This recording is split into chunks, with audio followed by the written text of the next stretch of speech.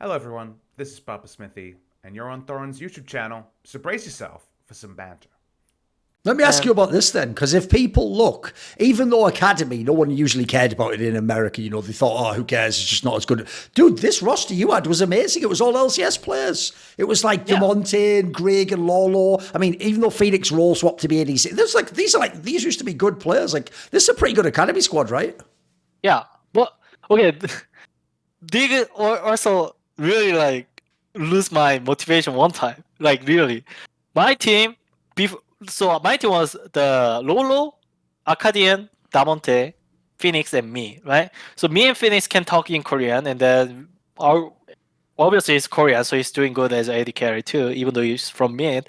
And the mid jungler, they were best friends. They were like really, good relationship and then good feedback to each other. And then Lolo was like nicest guy. Super like chill I guy, was right? I was a bit crazy for the feedback because that time my head coach was not like giving feedback straight. So I just like, hey guys, like I was really, hey, why we don't do this? Like I was like really yelling sometimes because I actually wanted to prove that our team can beat LCS team. So I was like really eager to like give feedback. So I think, but that time the head coach in our team fucking hate me because sometimes I even point out you don't even prepare for fucking draft. Ooh, like okay. I was like, what the fuck? Like if we want to go LCS, like we have to actually like, at least do the similar thing as what LCS does. Yeah. Like we cannot just chill. I was like really like yelling and chilling, but it's like, but that was actually bad for team atmosphere. I admit, but I could done with a better way. But I was actually like wanna prove again. Like I fail LCS but I wanna prove again and then go to LCS again. But one time our team was like really going well, like Akadi and Damonte mid jungler, and then me and Phoenix winning ball, and then just our team was like just winning every game, right? But what is that? The middle of the split, LCS team was kind of struggling. The main team, right? And then we went to LCS. We went to watch LCS together. Academy team was there too, and then LCS team was struggling on stage, and then there were like three coach. All coaches were there, and then I say, "Hey guys, I'm not giving Acadian to main team. Like the academy team is doing so great. We are actually getting one of the best team. I really don't want to swap. Like I don't want to swap anyone. Please let us like keep it up, and then please promise me." And then they say, "Okay, Olleh, promise. Don't worry. We are not changing." After 2 days, one day off, come to office. There's no Acadian in our room. I was like, "Eh? Excuse me?" And then they say they swap. I was like really confused. And then, of course, because we swap, we lost everything that we built up together. So our team just turned to be new team. I'm like, it's fucked. And then after that, even though I try, we lost everything we worked together. So it's kind of doomed. So okay, they don't care about the academy team. So it's like, what's the point? It's like I built up. I was like yelling it, and then like so much try, and then they promised and they ruined the promise, and then what's the point?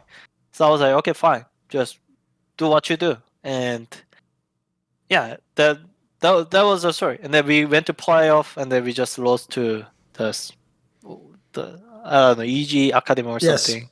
Yes. So I was like, fine, that's what it is. And then COVID boom. Right. Is this why the time? I mean, this is also, isn't this when you went and did the army? Oh, what's that? Didn't you go and do the army service around this time as well? No. That's the after. All right. Okay. 3 years later. Yeah. Okay. This is the 2019. Yeah. Okay. And so like a year or two later, you did army service, yes? Yeah. Wait, 2020 is the Dignitas. I went to army 2022. Oh, right. Okay. Yeah. Right. I see. Oh, I see. Right, I've missed out a year. Yeah, okay. Right. What about yeah, all right, tell me about this army period then, because here's the thing, Olleh, right? Normally, when a player from Korea goes to the army, usually if they come back, they're going to come back and be like a coach or something. You know, they're never going to come back and be a pro player again. There's very, very few like good players ever were able to get the level high enough again. Did the fact that you have this green card, is that also part of why you came back to be a pro? Because you could go to America, you could play. If you didn't have the green card, do you think you would retire or be coach or something? What do you think? I think so. 2022, I play Golden Guardians, and then that time was really messy. Just like swap players like all like randomly, and then Jungler, the price talker was like didn't actually like follow the what head coach is saying. It's just like it was chaos, like really chaos. But at the summer, we changed the jungler to from Reaver, and then actually our team started to going well from the like almost last place. We just needed time, but that time our management kind of gave up because they actually treat the season is already over. Right. And then they say, oh, we're just gonna put Prismar and then whoever for the leader, right, leader. And then I say, hey, just let me finish the summer split. I actually want to do my best. Like I still believe we have a hope. So we played the last playoff game, and then we lost to 2-3 the last game. But it's like the last game was actually we were winning bot, like iFook, and then enemy bot you lost both flash. So I was like, shit, we're gonna win this game. But we somehow end up losing by some team fight. And then after that, I just, my army asked me to come. But my green card was almost ready. So, and then, actually, I should, if I just like do kind of like some, what was it, paperwork, I didn't need to go army. All right. But my family told me, especially my dad told me, just go to army, and then every Korean man do it, mandatory. Right. And then once you have chance, you can get out. So just go to army. Green card one, I can help you. So I trust my dad, and then I went to army. So I went to army, and then I was talking in Nick Smith, and then we actually realized it's like it will take long time to get out of army. So I said, hey, just get another support. So Nick Smith went for Huhi, and then I was like, I just stuck in army. So yeah, and then I stayed there for like 9 months in army, and then I got green card earlier, but at least I wanted to do the 3 line. It's like I could out at 2 line, but I wanted to get 3 line at least. So I got 3 line, and then I got permission to go to America. So that's why I came back. Okay. Well, I do want to actually ask about one player you mentioned there, which is the player River. Obviously, he still plays in the LCS now. And I was told, when I talked to a lot of people who played with him or against him these last couple of years, they told me they think he is the best LCS jungler. They said he's like some super smart guy. Like knows. Give me some thoughts. Was he like this when you played with him? I think River is the type of ex-Missy guy. It's just like he doesn't actually like say much, but he do the right thing. He is there for you. So it's like it's really impressive because usually he actually don't talk much. He just, even as a Korean talk, it's like he don't even say much. He's just like kind of shy guy. He just say hi, hi, just not really talkative.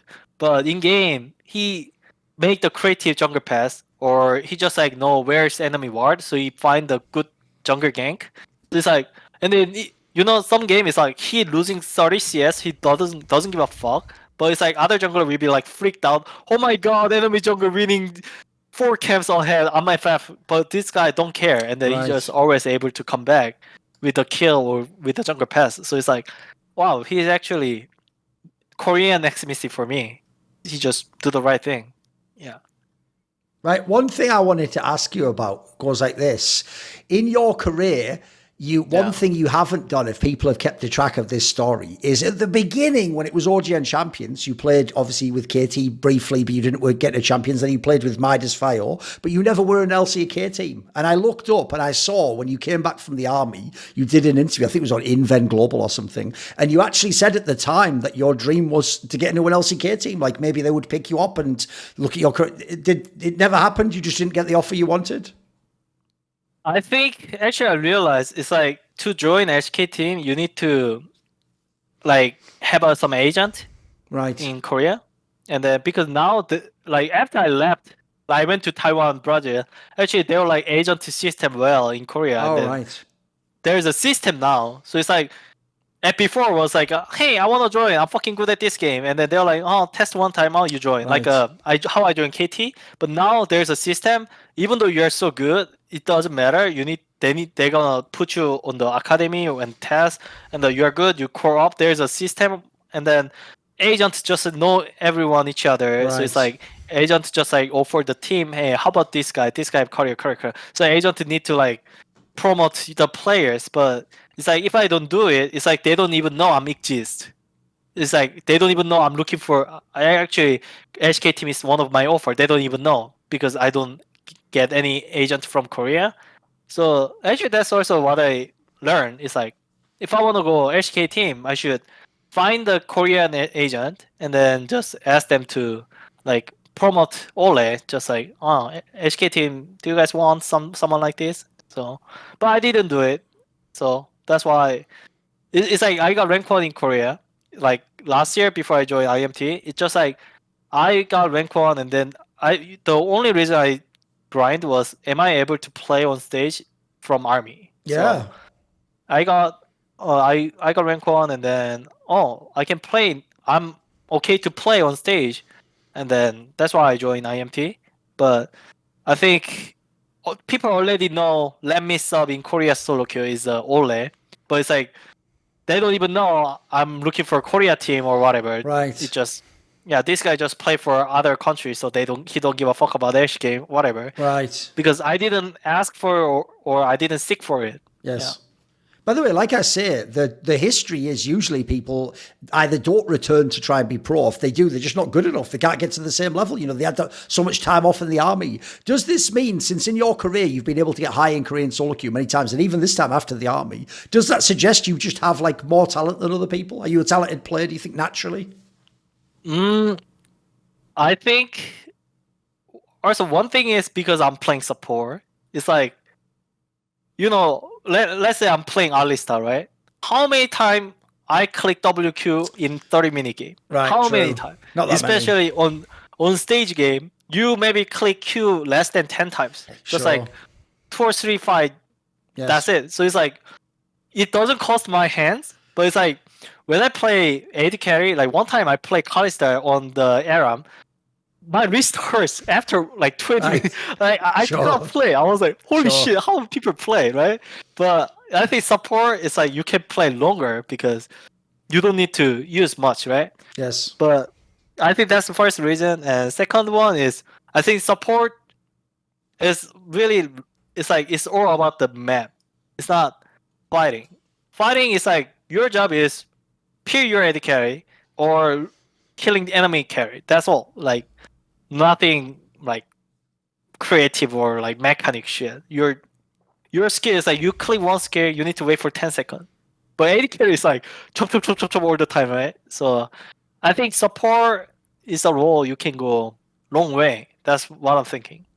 Sure. Right. What I thought I could do is I want to ask you, because in your career, you've managed to play against some of the best support players ever. So I thought if I ask you about each player, give me your thoughts on playing them. So obviously, when you told that story about MSI, the one you benched yourself, you played against RNG that had Ming, and it wasn't just Uzi, it was Uzi and Ming. Everyone remembers was like the best bot player at the time. And Ming himself was a bit like, he was like a guy like Thresh and mechanics and stuff. What do you think of Ming? I think he was actually good, and then he was like really play aggressive. But it's like I think he played aggressive to like kind of like thinking that he can actually outplay me. It's like that's also it's like when I play against like some player, like I just like ego on them, right? So it's like I think Ming was kind of ego on us. It's like, oh, RNG bot is the best. So it's like also it's like Rakan. I played Morgana at the time. Rakan is really easy to dodge Morgana Q because you have W, you have E, and you can Q here back. So it's like it doesn't do anything. But it's like I just like edge Q one time and then just kill Ming and then you just die over and over.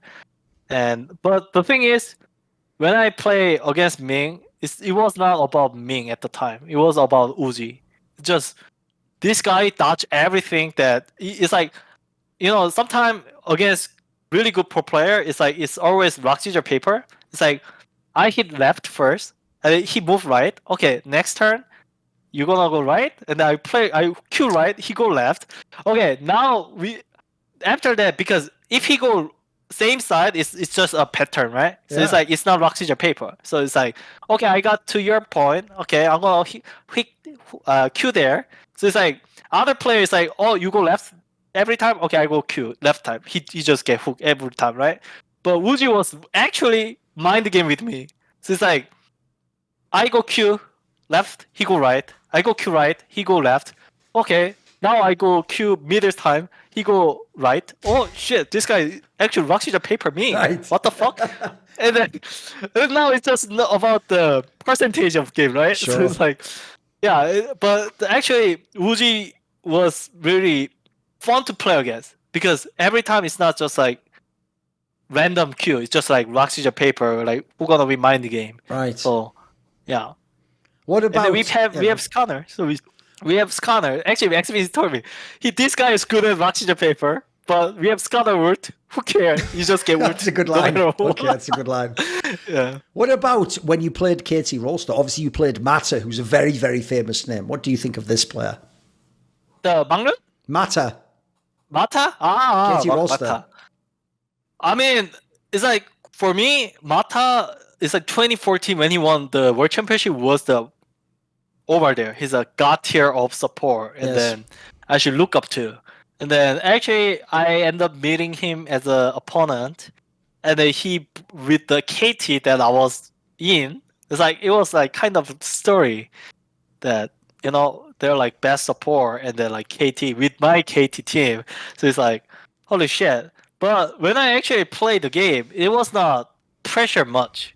It's it's like my image of him was like really strong in lane and just do the perfect macro. That was my thought, but at the time was not really getting pressure much. It's like I don't know because we play against RNG or whatever. Just like the pressure was not the same level as other best team, so it was okay. It was not much. Just I could tell they have a clear goal as a team. They all move together. I think they were just like better moving as a team. So I think that's also what I lack of. It's like Mata was like really shuffling and then just like doing everything, and then I was actually like following up. It's like how can I go flash Q, flash RW guy? But it's like Mata would be just like fucking go. Hey guys. So I think that was a big difference, me and him at the moment. And then when you played at the same tournament against EDG, you played Meiko, the Chinese support, who's obviously very famous too. What do you think of him? I don't know. It's like against Chinese support, I don't feel much. It's like I don't know. I think actually in my career, I don't I lost to all Korea team. I think that's also my mental block. But it's like when I play against China team, I'm just fine. Right. I think it's just mental block thing. Yeah. I think Faker has a mindset. It's like I will never lose to LPL. I think I've same thing, but it's like I have something like usually Korea team better. Right. Sure. I think that's a kind of like mental block on myself. Sure. Yeah. Then the last one, since obviously he played in the LCS, is the person who replaced you, CoreJJ. What do you think of CoreJJ? I mean, it's like when he actually came to LCS, it's like obviously he's a world championship guy, and then we actually went to there was one time we went to talk. We went to GAM. There's a Korea, LA. There's a one drink place. I went to party, and then Core was there, and then we actually just talk because we are same age. But I just say it's like I was not happy in TL when I played there, and then Core told me some story with Peter, because I told him the story with Peter whole Right. year, kinda. And then Core told me I'm relieved now. I was like, why? Because he say when he just came to the bootcamp or play first time with Peter, Peter didn't play for like few months. So and then Peter was not even doing good.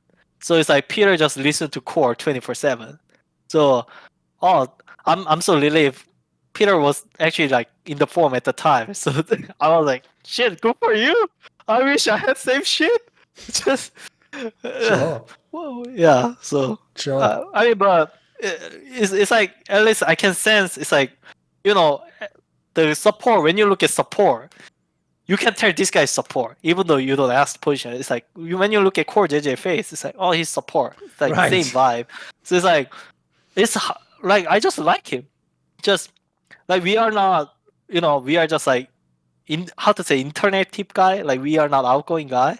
So it's like, but it's like I know this guy is good guy, and I just want him to do well. It's just, and then same age, and then his success relate to my success because he has to do well so that people change the perspective of age. So it's like Right. I always just cheer for him. It's like, oh, Core won 2 times, and then some people message me, Olleh, don't you feel bad? Core took your spot and they win in TL. And I'm like, no, I'm really happy for him, and then he got MVP. Like I want him to be successful in LCS. So yeah. Right, at the end, I want to do a round where what I do is I'm going to ask a question. Just tell me the name, pick a player, and give me a reason. So the first question is, in your career, who is the most skilled player that you played with on a team? Who would you pick? The most skilled player? Skilled player. Aldok. Ooh, okay. What's the reason? His mechanic is just unrealistic. It's like one time, like his Lee just like doing, I don't know, the same Q and same W, but doing like 2 times more damage. It's like, Right. at least as a pro player, when you play more game, you have a data, like how much damage this guy gonna Yes. do, right? But it's like, when I watch his game, it's like 4 HP, like fucking jungler just one-shot it. I'm like, wait, is it actually right? Like, I've never seen this type of damage. He's just like hitting one more time or some shit. I don't know. It's just like, that's actually like another level of the doing more damage. Yeah. What about who is the most clutch teammate you played with? Like good under pressure, come back in the game. Who's the most clutch person? Well, like what? Can you give me an example? Like what is the clutch? like as in like when it's like the tough moment when people are under pressure, they pull out their best play, or they like when they're losing, they can do the amazing comeback into the game and win it back again, etc. Who's like the good pressure performer? I think Jake Xmithy. Xmithy. Okay. Yeah, I mean he always like. I think his vibe is like this. Like I've never seen him up and down. It's like always calm. And then I think one time the final in spring, he just like stored the Baron and then we could come back from it. But it's like, I don't know. It's just I always have some feeling. It's like he gonna do something great, Right. and he actually made it every time. Who is the funniest teammate you've played with? Funniest? What is that mean? Funniest, like who makes you laugh? Who's funniest. Funny? Yeah. Funniest. Actually, Frogan was funny. Okay. I mean, he says so many bad words like R word or like I pick up some words and then use it and then I got You got told off. I got Right. yeah I got told You're in off like trouble. oh don't use that word, but it's like Okay. the European the funny one is like he just like Okay. saying it, and then he has some weird face and then just like ha ha ha. I don't know. He's actually funny this guy, but it's like I just wish if he agree we had an agreement in Gold guys, we could be so much better. I don't know. I think Right. that's the only thing I feel bad about him. But it's like out of game, he's the funniest guy ever. What about of all the players you've played with, who was the best teammate in the sense of like teammate? Like they're really great for the team. They just work like awesome guy. Who would fit this category?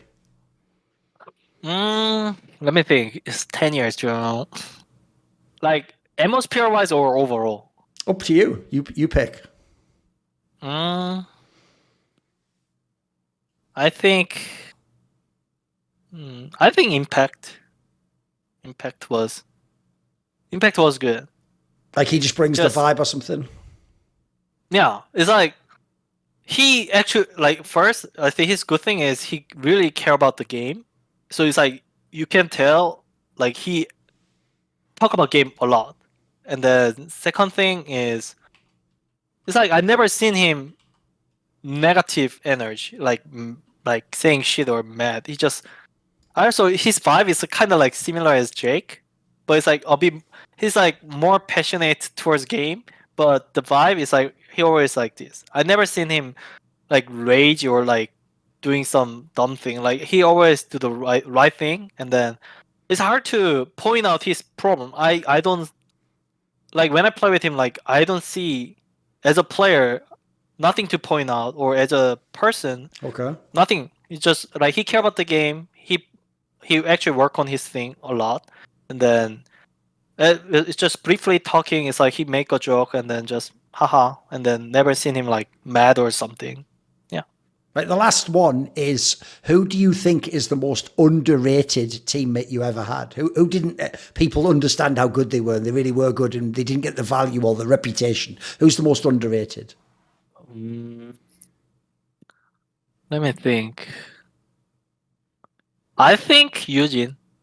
I think Paul Belter. Right. Yeah, I think it's like actually to win LCS, it's like you need to make sure you are not losing to enemy mid. That's the first step. But it's like I don't know. It's just kind of like any top 10 mid or the meme. You know, when I was with him, like I sometimes saw that, but it's like he never actually like lose much. Like I never seen him struggling. Yes. Just like he sometimes giving up stuff for team, and then his vibe is also like really nice. Like one time, Eugene really got mad by Dardock 2017. What I saw is like he just went to his room. Oh, I didn't even say anything. He just left, right? Yeah, so he just and then just go to room. But I will be like, if I had same issue, I'll be like mad and yelling, you know. Sure. But he's just, I can't, and then just go. I think that's really good, you know. So, and then using the good vibe and then play well. I think in final he got the MVP with the Ajiru, and then he picked a champion that I think one time he didn't play Ajiru much, but he actually like practice on it, and then he could pull out and they get the MVP. I think, yeah, I think Eugene was really good teammate. At the end of this interview, Olleh, do you have a final message? Is there someone you want to thank or say hello to? I mean, it's like with my like almost 10 years and then plus army shit, it's like I had so much going on. I didn't actually like share my like kind of like bad the drama like from Taiwan or MSI shit, like because when I say it, it's like I always worry that what I'm saying gonna affect other people. Sure. So it's like I always like mean to keep it myself and then don't let it go. But it's like now I'm really fine with the people I work with. Like I already had a conversation with Dinter, and then we are fine. He just messaged me on Facebook. It's like, good luck on your game. It's just, and then me and Peter just say hi. We met in I opened, you know, when he lost key, I opened his door 2 times, and then we went to we met at the birthday party, and then I met the Lina, his girlfriend, and then we just talk, and then yeah, I mean like everyone I had some issue before. We actually had a talk and then actually solved the problem. So now it's just like I can talk about it because it's just one of my past, and then it made me better human being. So I just don't want it's like people just say, oh, someone you did it to Olleh, you so fucked up. No, I don't want to, because when there's a Peter like something happened, it's like some people say, Olleh, didn't Peter was like aggressive or Right. whatever. But it just like as a player, it's like just want to win, right? So it's like the word is like, even though he say that, and then if I was not able to handle it, it's like it could be bad. But if I was the man-to-man straight, that word would be like easy to work together, right? Right. So it's just one of the story, and then nothing to like. I don't want to blame anyone. I just like it's my history. And then when I before I die, I was like, haha, that story was fun, haha. What if I was like stronger? Like now I can think about it and then don't feel bad about it. So with my story, like I really don't want like any like negativity going on. So I just want to make sure that one. And plus one is, I don't know, it's like the same fate gonna happen to me again. It's like 2017 went to World Championship and then my team randomly fade away and they went to join TL. But it's like the LCS the change to America Cup, and then I don't know IMT gonna survive or not, and they're gonna same Sure, no one history knows. happened to me. Yeah.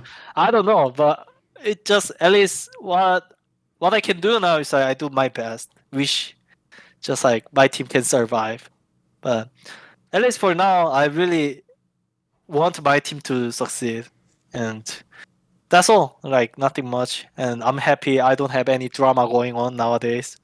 So at least I can focus on game. 감사합니다.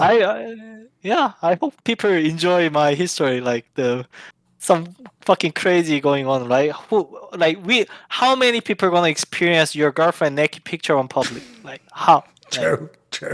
Like how many people can play with the world championship guy and this guy just like saying shit about you? It's just funny story now. But I had good experience, and that made me like really strong in mental wise. So now I can actually joke about it. So yeah, that's it. Everyone needs a support network, and mine is, of course, my Patreon community, the Scrominati, who, in many ways, they're the Sonny to my Cher, saying, I got you, babe. So this video and all the others on my channel were kindly supported by the following names: Ahmed Haju, Matt Pugnaccio Rakula, Adam Tomlin, Animosity, Jensen Go, Tosh, Toucan, and you know it. Jerky's Minion, my main man, always going to be referenced, one of the best patrons of all time. Would you like to ask a question in my AMA? Maybe you want to suggest a topic or a guest to say on my channel? Do you want teasers? Find out who the upcoming Reflections and Talk to Thorin interviews are. Maybe you want to do one of those long discussions where you get to set the topics we talk about. Well, if any of these or others appeal to you, put your money where your mouth is. Join the Scluminati today via the Patreon link in the description box below.